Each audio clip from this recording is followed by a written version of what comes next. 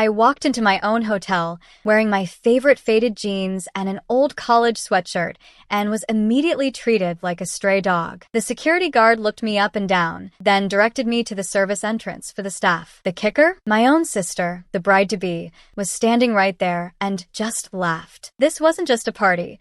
It was about to become a full-blown family war, and I was about to drop a nuclear bomb. Hi, I'm Kinsley Wong, and I'm 32 years old. This story, the one I'm about to tell you, it all happened at what was supposed to be my sister Madison's dream engagement party at the prestigious Grand Meridian Hotel. The irony? I own the place, every single inch of it, and not just this one, but 17 properties across the country. My sister Madison had called me 2 weeks earlier with an enthusiasm usually reserved for someone inviting you to their own execution. She made it abundantly clear that I should try to look presentable for once. Yes, she actually used air quotes. I could hear them in her voice, because her future in-laws, the Ashfords, were very particular people. Oh, and maybe, just maybe, I should mention my little online business thing because apparently the Ashfords were old money and wouldn't understand internet jobs. Yeah, because running a multi-million-dollar tech company and a hotel empire is just a little online business thing. My family had no clue. So there I stood,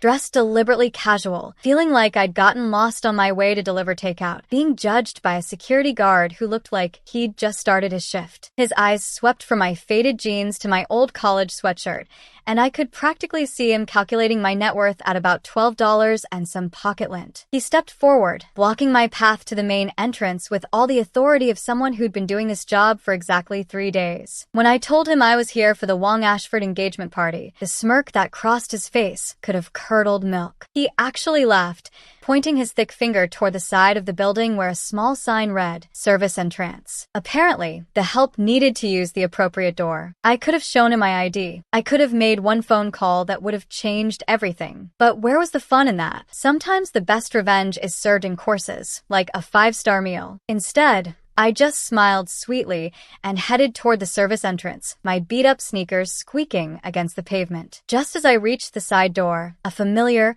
piercing voice shrieked across the parking lot. It was Madison herself, resplendent in a dress that probably cost more than most people's monthly rent, clicking across the asphalt in heels that were definitely not made for walking. Her face was a masterpiece of confusion and barely concealed horror. She looked right at me, then through me, then at the security guard, who was explaining that he'd redirected the delivery person to the proper entrance. Madison actually giggled, that same nervous laugh she'd had since high school whenever she was embarrassed by association. She waved her perfectly manicured hand dismissively and said something about how these people always get confused about where they belong. These people, her own sister. I bit my tongue so hard I tasted copper and walked through that service entrance with my head held high. The kitchen was chaos. Pure, beautiful chaos that smelled like garlic and expensive beef Wellington. A sous chef immediately mistook me for the replacement server they'd been expecting and shoved an apron into my hands before I could even protest. The head chef, a mountain of a man named Phipe, who seemed to communicate entirely in French curse words and disappointed sighs, took one look at me and declared, "You, shrimp duty." Within minutes, I was elbow-deep in crustaceans, peeling and deveining like my life depended on it. The other kitchen staff barely noticed the new addition to their ranks. They were too busy gossiping about the disaster unfolding upstairs. Apparently, Madison had already sent 3 champagne deliveries back for not being champagne-colored enough. Whatever that meant. The servers were taking bets on how many times she'd change her mind about the napkin arrangement. The current count was 6, and the party hadn't even officially started. I learned more about my sister in that kitchen than I had in the past 5 years of sporadic family dinners. She'd been terrorizing the staff for weeks with her demands, changing the menu 17 times, and insisting that the flowers be flown in from Ecuador because local roses looked too pedestrian. One server even mentioned she'd made the pastry chef cry over the engagement cake design. But the real tea, as the younger servers called it, was about the Ashfords. Old money, they said. So old it had practically turned to dust. Mrs. Ashford had arrived earlier to inspect the venue and spent 40 minutes explaining how their family had been hosting parties since before the hotel was even built. She'd name-dropped so many dead relatives I thought we might need to set up a memorial table. The kitchen door burst open like someone had kicked it, and there stood Madison in all her bridezilla glory. Her face face was that particular shade of red that meant someone, somewhere, had done something unforgivable, like breathing incorrectly. She stormed through the kitchen, her heels clicking like angry typewriter keys, demanding to know why the champagne wasn't properly chilled to exactly 37.5 degrees Fahrenheit. Phipe tried to explain that the champagne was at the perfect serving temperature, but Madison wasn't interested in facts. She wanted what she wanted, and what she wanted was perfection that would impress the Ashfords. She swept past the prep station where I was wrist-deep in shrimp, close enough that I could smell her perfume, the same one she'd borrowed from my apartment 3 years ago and never returned. She didn't even glance my way. To her, I was just another invisible pair of hands, making her perfect day possible. After she Hurricane D her way back out, one of the servers muttered that the Ashfords were already upstairs telling anyone who'd listen that their son could have done better. The kid washing dishes laughed and said he'd overheard Mrs. Ashford in the bathroom on the phone, discussing how to convince her son to call off the engagement before it was too late. I kept peeling shrimp, but my mind was racing. The Ashfords trying to sabotage my sister's engagement? Madison being a terror to the staff. This was turning into quite the soap opera, and I hadn't even made it to the main event yet. I finished my shrimp duty, told Phipe I needed a bathroom break, and slipped out of the kitchen with my apron still on. The service elevator was empty, which was perfect because I needed a moment to myself. I pressed the button for the penthouse floor. Not the party floor, but the one above it. The executive level. My level. 3 years ago, I bought the Grand Meridian hotel chain. Not just this hotel, all 17 properties across the country. The deal had been conducted through my holding company, KU Enterprises, and I deliberately kept my personal name off most of the paperwork. It was cleaner that way, and it meant I could walk through my properties without being treated like the owner. You learn a lot about your business when people don't know you're the boss. The elevator opened to my private office suite, and I used my thumbprint to unlock the door. The space was everything the party downstairs wasn't. Quiet, minimalist, with floor-to-ceiling windows overlooking the city. My assistant had left the weekly reports on my desk, but I wasn't interested in numbers right now. I was interested in the security monitors that showed every public area of the hotel. I flipped through the cameras until I found the ballroom. There they were, the Ashfords in all their glory. Mrs. Ashford looked like she'd been vacuum-sealed into her dress, and her face had that peculiar tightness that suggested her plastic surgeon had been a bit enthusiastic with the Botox. She was holding court near the bar, surrounded by a group of women who all looked like they'd been ordered from the same country club catalog. The story of how I'd built this empire while my family thought I was struggling with a little online business was almost funny. In hindsight, Madison had been so proud of her marketing job at a mid-tier company,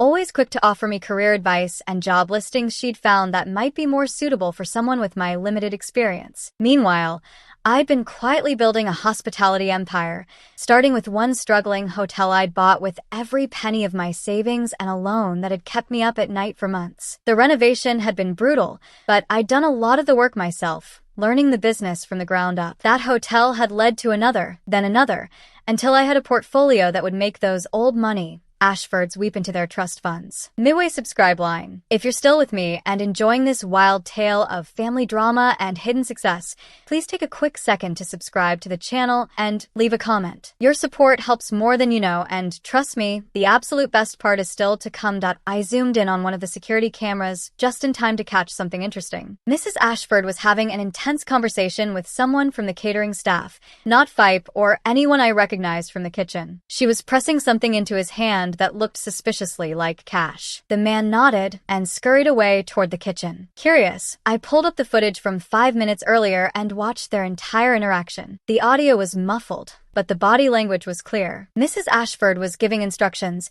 pointing at various areas of the ballroom, and the man was nodding along like an eager puppy. This wasn't about champagne temperature or napkin arrangements. I made a quick call to my head of security, asking him to keep an eye on the situation, but not to intervene yet. Then, I changed back into my server's apron. If Mrs. Ashford wanted to play games at my hotel and my house, well, she was about to learn that the house always wins. The security footage kept rolling as I watched Madison frantically trying to impress her future mother-in-law.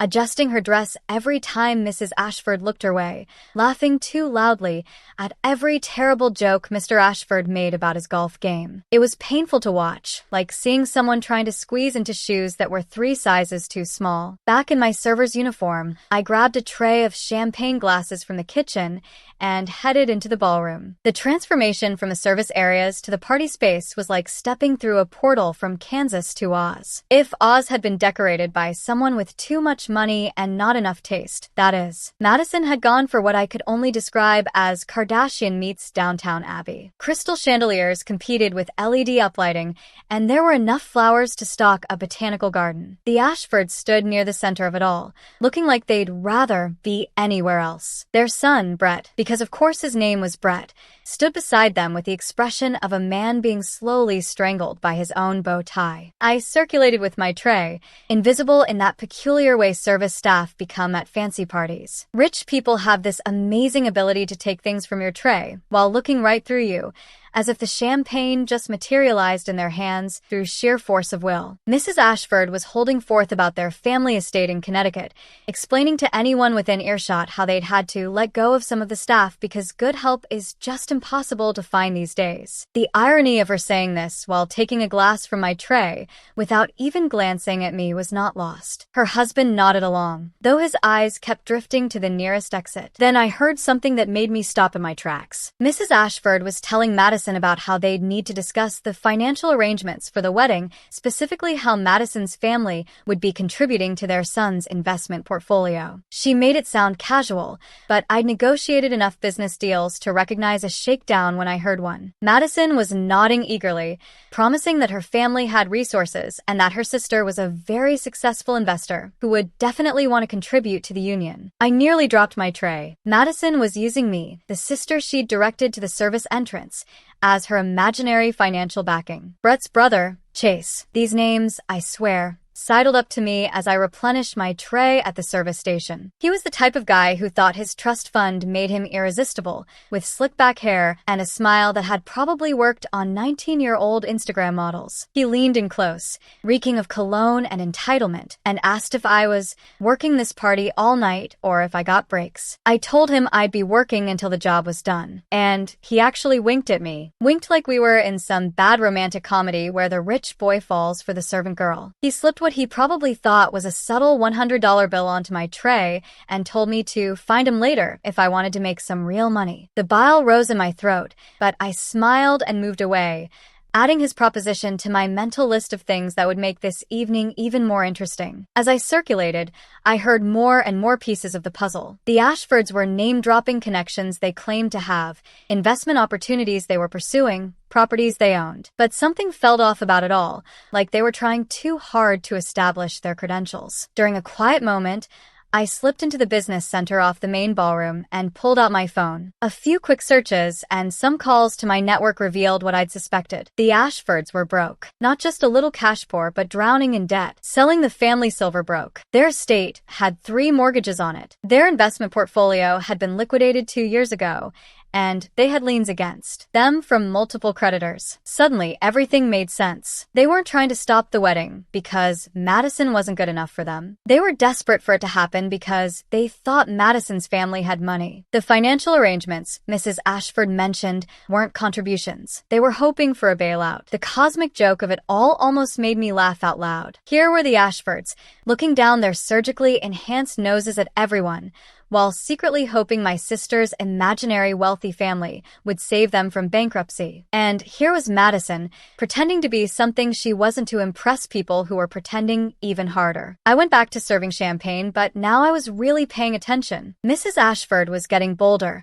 mentioning to her circle of friends how Madison's family would be investing in some of Brett's ventures. Madison stood nearby, smiling and nodding, completely unaware that she was being set up as the golden goose in a con game. The party was in full swing now, the noise level rising with each round of drinks. The man Mrs. Ashford had bribed earlier was doing something suspicious near the sound system, and I watched him palm what looked like a USB drive. Whatever sabotage she'd planned was about to go down, and I needed to decide whether to let it play out or intervene. That's when I spotted my general manager, David, standing at the ballroom entrance with a concerned expression and a folder in his hand. He was scanning the crowd looking for someone, and I had a pretty good idea what was in that folder. The Ashfords' check for the party had just bounced, and David was here to handle it discreetly. The evening was about to get very interesting. I slipped back into the business center and made a series of phone calls that would have made Madison's head spin if she knew about them. First, my CFO, who confirmed what I'd suspected about the Ashfords' financial situation. They were about 6 weeks away from losing their Connecticut estate to foreclosure. Second, my legal team, who started preparing documents that might come in handy later. Third, and most importantly, David, my general manager,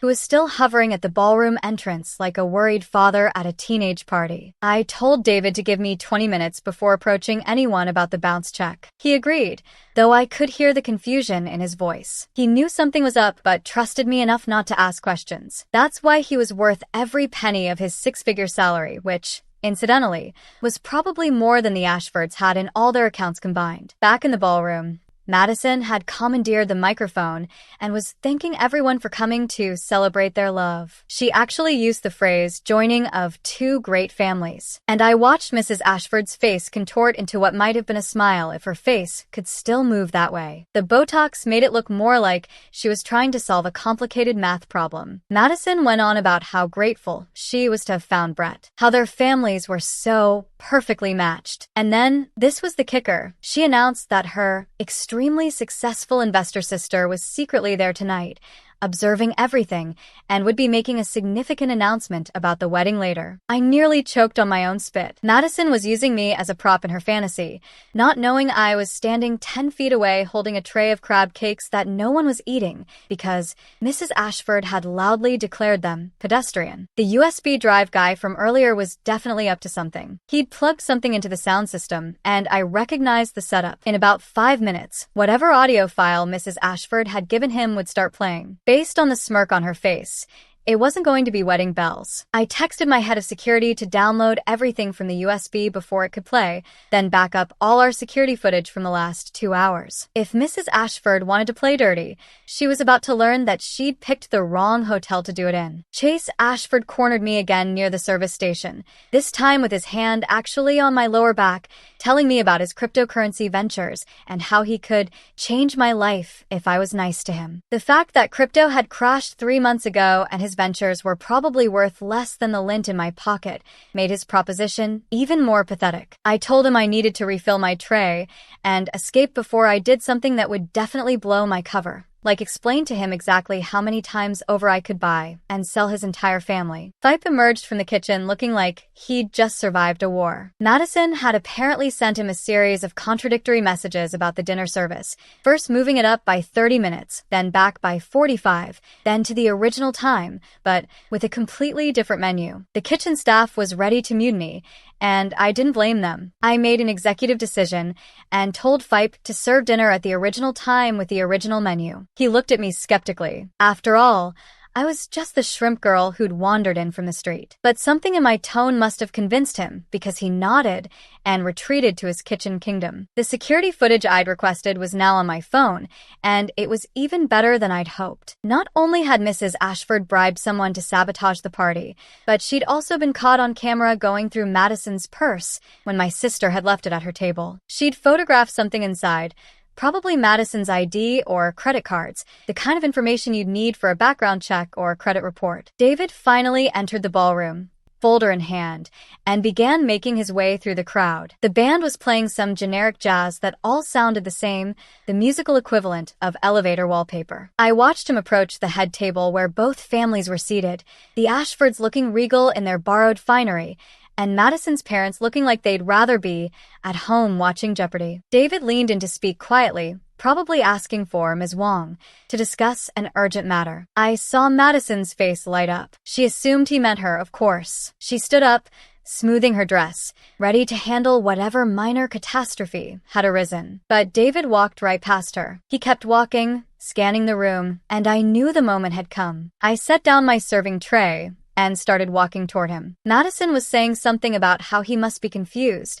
that she was Ms. Wong, but David wasn't listening anymore. He'd spotted me. The look on Madison's face when David approached me in my stained server's apron with my hair pulled back in a messy bun, was worth more than all the hotels in my portfolio. Her mouth opened and closed like a fish that had just discovered air wasn't water. David handed me the folder with a professional nod and said, loud enough for the nearby tables to hear, Miss Wong, we have a situation with the Ashford party payment. The check has been returned for insufficient funds. The silence that followed was so complete you could have heard a pin drop from space. Madison's face went from confused to mortified to angry in about 3 seconds flat. She started shrieking about how I was ruining her party with my pathetic attempts at humor and that security needed to remove me immediately. That's when I did something I'd been wanting to do all evening. I untied my apron, folded it neatly, and handed it to a passing server. Then I turned to face the room and said in my best CEO voice,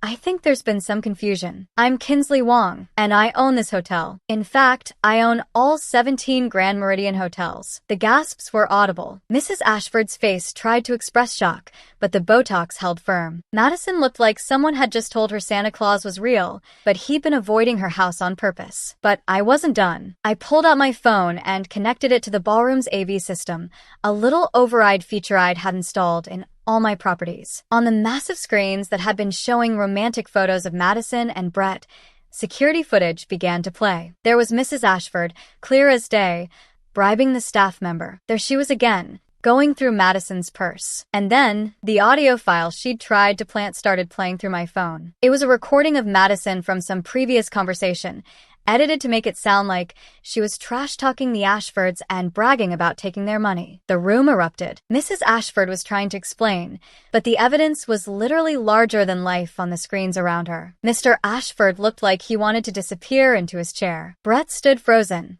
looking between his mother and Madison like he was watching a tennis match in hell. Chase, the cryptocurrency Casanova, tried to slink away, but I wasn't letting him off that easy. Oh, Chase, I called out sweetly. You still want to discuss that business proposition? The one where you offered to change my life if I was nice to you? I have that on recording, too, if anyone's interested. His face went from red to white to green, a Christmas color palette of embarrassment. Madison found her voice, and it was not happy. She accused me of sabotaging her engagement, of being jealous, of deliberately humiliating her in front of everyone. She actually used the phrase, "You've always been jealous of me," which would have been funny if it wasn't so sad. I let her rant for a full minute. It was actually impressive how many accusations she could fit into such a short time. Then I held up the folder David had given me. The Ashfords' check bounced.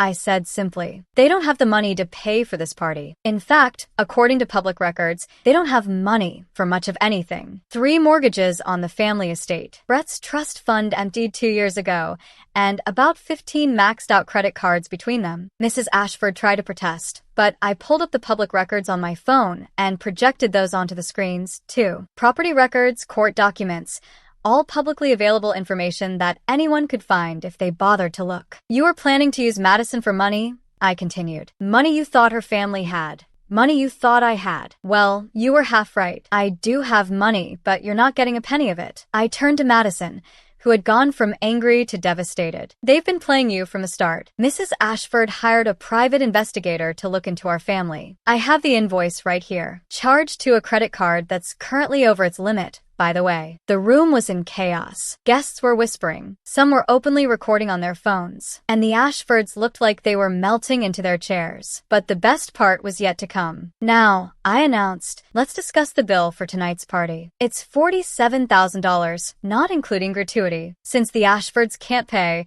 and since this is technically their son's engagement party, I have 2 options. 1, I call the police and report theft of services. Or 2, the Ashfords can leave now, quietly, and I'll absorb the cost as a wedding gift to my sister, assuming there's still going to be a wedding. Brett finally spoke up and surprised everyone. He turned to Madison with tears in his eyes and said he had no idea about his parents' schemes. He admitted he knew they were broke, but thought they were handling it with dignity, not by trying to con his fiancé's family. Madison was crying now, her carefully applied makeup running in designer streams down her face. She looked at me, really looked at me for the first time all evening and whispered, You own this place? All of them? But I thought your online thing? My online thing was the platform I built to manage hotel bookings, I explained. It became so successful that I used the profits to buy my first hotel, then another, then the entire chain. I tried to tell you multiple times, but you always changed the subject when I talked about work. The Ashfords were trying to leave quietly, but I had one more card to play. Mrs. Ashford, I said, my voice cutting through the noise. The gentleman you bribed to sabotage the party? He's actually one of my security team. We have your entire conversation on tape, including the part where you discussed ruining the party to make Madison look bad, so Brett would call off the engagement. Would you like me to play that for everyone? She shook her head violently, grabbed her husband's arm, and practically ran for the exit. Chase tried to follow, but not before muttering something about how this was all a misunderstanding. The security guard from the beginning of the evening, remember him? He was standing by the door, and the look of horror on his face when he realized who I was almost made me feel bad. Almost. The ballroom cleared out pretty quickly after that. Nothing kills a party like finding out the hosts are broke and the bride's sister owns the venue. Madison and Brett sat at their table, surrounded by expensive centerpieces and broken dreams. My parents, who'd been silent through the entire ordeal, were staring at me like I'd just announced I was from Mars. Madison finally stood up and walked over to me. Her shoulders were shaking, and I expected another tirade. Instead, she threw her arms around me and sobbed into my shoulder, completely ruining my old college sweatshirt with her makeup. I'm so sorry, she kept saying. I'm so sorry. I didn't recognize you. I didn't want to see you. I was so obsessed with being something I'm not that I couldn't see who you really were. I hugged her back because despite everything, she was still my sister. You want to know the really sad part? I said, if you just asked, I would have helped. No questions asked. That's what family does. Brett approached us nervously, like he was afraid I might have him thrown out, too. But I could see he was genuinely devastated by his parents' behavior. He apologized profusely, said he understood if Madison wanted to call off the engagement, and even offered to work to pay back the party costs. Madison looked at him, then at me, then back at him. Your parents are terrible, she said bluntly, like spectacularly terrible, but you stood up to them, and you're nothing like them. So if you still want to marry me, knowing that I'm not rich, that I've been pretending to be someone I'm not, and that I've been horrible to my amazing sister, then yes. It wasn't the most romantic proposal acceptance I'd ever seen, but it was honest, which was more than anyone had been all evening. I offered Madison a job the next day, not out of pity, but because anyone who could organize an event with that many moving pieces, even if it was a disaster, had skills. She just needed to learn humility and how to treat people with respect. And what better place than starting from the bottom in the hotel industry? You're going to work in every department, I told her. Kitchen, housekeeping, front desk, everything. You're going to learn this business from the ground up, and you're going to apologize to every staff member you terrorized today. She nodded eagerly, mascara still streaming down her face. Brett said he wanted to work, too, to earn his own money for once instead of living off his family's reputation. I told him I'd find him something in our accounting department. Turns out he had a degree in finance his parents had never let him use. The security guard from the beginning found me as I was leaving. He apologized about 17 times in 30 seconds, which might have been a record. I told him he was just doing his job, but maybe next time he should look at people's faces instead of their clothes. He nodded so hard I thought his head might fall off. Fipe and the kitchen staff got the rest of the night off with full pay, plus a bonus for dealing with Madison's chaos. The party food got donated to a local shelter, and the flowers went to a nearby nursing home. Nothing went to waste except the Ashfords' dignity, but they didn't have much of that to begin with. A week later, Madison started her first shift in housekeeping at 5 a.m. She texted me a picture of herself in the uniform, smiling despite the early hour. Day one of learning who I really am, she wrote. Brett was in the accounting department, discovering he was actually good at something other than spending money. He and Madison moved into a small apartment, paying their own rent for the first time. They seemed happier than I'd ever seen them. As for the Ashfords, they lost their estate 2 months later. Mrs. Ashford tried to sue me for defamation, but it's hard to claim defamation when everything said about you is true and on video. They moved to Florida, where they're probably trying to con other unsuspecting families with eligible daughters. The security footage from that night became legendary among my staff. Someone even set it to music, Gold Digger, naturally, and it became our unofficial training video for how not to treat people. Madison and Brett got married a year later in a simple ceremony in my hotel's garden. No pretense, no lies, just two people who'd learned the hard way that being yourself is always better than pretending to be someone you're not. Madison insisted on using the service entrance for her bridal entrance. She said it was where her real journey began. That night, standing there in my own hotel, watching my sister finally see me and herself for who we truly were, I realized something profound. It wasn't about the money or the power or even the revenge. It was about respect. Respect for others and, finally, respect for myself. And sometimes it takes a spectacular disaster and a little strategic chaos to truly show people their place and, more importantly, to help them find their own. What would you have done in my place? Would you have revealed your identity sooner, or waited for the perfect moment? And have you ever been in a situation where someone underestimated you so completely? Tell me what you think in the comments below. I really want to know your take on this. Don't forget to like and subscribe for more stories.